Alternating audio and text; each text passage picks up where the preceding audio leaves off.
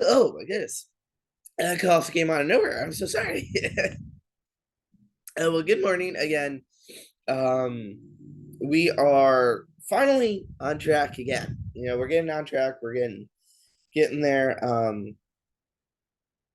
Uh, I have to say, when it comes to these videos, it becomes difficult in some ways when I notice that I have not studied certain areas that as much as I should, and um, then in some ways looking at scripture and saying, how do I cut this into a short area to study in? Because the focus of these studies has always been, just a reflection of what the Lord is saying to us, what the Lord is saying to them specifically, and seeing that He's speaking to us as well.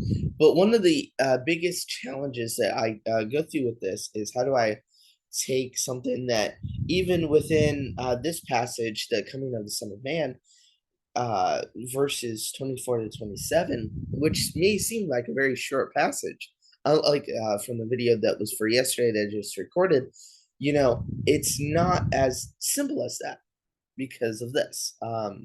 Let us read and we'll get into it. But in those days, after that tribulation, the sun will be darkened and the moon will not shed its light. The stars will be falling from the sky, and the powers in the heavens will be shaken. Then they will see the Son of Man coming in clouds with great power and glory. He will send out the angels and gather his elect from the four winds, and from the ends of the earth to the ends of heaven. Now that seems pretty clear and straightforward, but we're continuing with the tribulations, or the tribulation, I should say, in those days. The sun will be darkened, and the moon will not shed its light. That's really something important to really think about. I'm not huge on science and stuff like that. I'm not really good with all of that craziness. But when it comes to this, it is important to acknowledge just one very important aspect: the sun and the moon. As we know, the sun here, moon here, and the light of the sun reflects off the moon, which is why we see the moon a lot of the times. Granted, apparently I never drive in the right direction for the moon on Wednesday nights because I would love to see that, but whatever. Um, I think the moon is very beautiful. But that's something that's very interesting to think about, that the sun will be darkened and the moon will not be, it will not shed its light. So it's gonna be pitch black. I could use it as an example. Um, there's a movie that came out in the late 90s, early 2000s called Pitch Black. It's a monster type horror film. It's not really a horror film, but it's a monster film. But it's a space monster film where there are events that are happening throughout the film.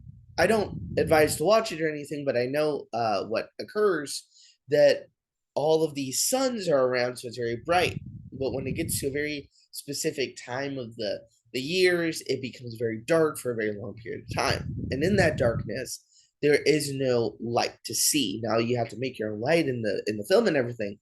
But when they say this, when the moon will not shine the light or shed its light, that's what I'm picturing. That's what I'm, visualizing here. Now, in the next verse, the stars will be falling from the sky and the powers of the heavens will be shaken.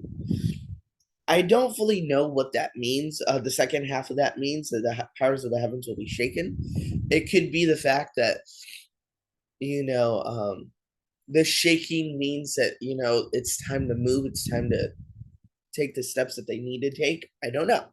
But I do know that every time they make a reference to stars falling from the sky, it's normally pointing to excuse me, the the stars of being angels. Now, it does not specifically say that, so don't quote me on that. but that is something that I would like to look into when I have a little bit of a larger scale to touch on. So, but continuing from there, this is one of the best parts, in my opinion. Then they will see the Son of Man coming in clouds with great power and glory. He will send out the angels and gather his elect from the four winds, from the ends of the earth to the ends of heaven. That is a visual that is so impactful in so many ways, because the Son of Man coming in clouds, like he's coming down in clouds, great power and glory. Um, Now the thing that's interesting is when you look at the Book of Revelation, and uh later on, it should be chapter 19. My family and I were talking about it last night. We how the white horse, which not of the four horsemen, which again there's another white horse, but we're not going to touch that right now. But the um Christ will come down on a white horse on the cloud.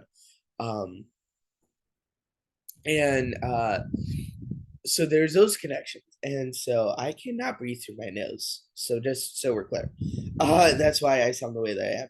And then he is sending out his angels and gathering the elect. Now, granted, like I mentioned from the last video, I do not believe there are certain people that he has chosen, certain people he has not chosen. I do believe that God knows exactly who's going to choose to be with him and who's not, but he does give us the free will to choose that or not, you know? And so that is a very important aspect to this. And so there is so much I can go on. There's so many details that I can touch on within this passage. But I'm going to be honest, I'm having trouble breathing right now. So uh, I challenge you to, when you watch this video and when you get to this portion, because it is going to be a little bit shorter, like I said, but I can't breathe right now, so I can't. I'm having trouble. I'm having trouble talking right now, so I'm going to go and take care of that. But before I do, I have a quick challenge though. When you read this passage, when you read the passage that we read for yesterday's video, I challenge you to take the time and really, look into this. Now, granted, I want to take longer videos. I want to do those, but I did promise that these videos would be, anywhere from, 5 to 10 minutes, and if necessary, 15 minutes, and the reason for that is not to cut short the importance of what's going on in scripture, but to allow you guys, allow the youth, allow those who come across these videos to take a short time. And if you haven't been able to read scripture today, to read it with me. And then if there's something that catches your eye within it that I don't mention, or maybe you have a question, or maybe you have maybe something that I say maybe is confusing to you, and you're like, wait, that doesn't, add up. Maybe I missed something, or maybe I miss word something, and there's a confusion. So I challenge that people to do that. Now, again, Noah, we're finishing up the covenant with Noah, and the issues that he comes across after the ark, and also we are continuing with Mere Christianity. Those videos will finish being up this afternoon, this eveningish time, because I get out of class at around 1ish, so it should be it'll be done before then, before the end of the day, and that is all.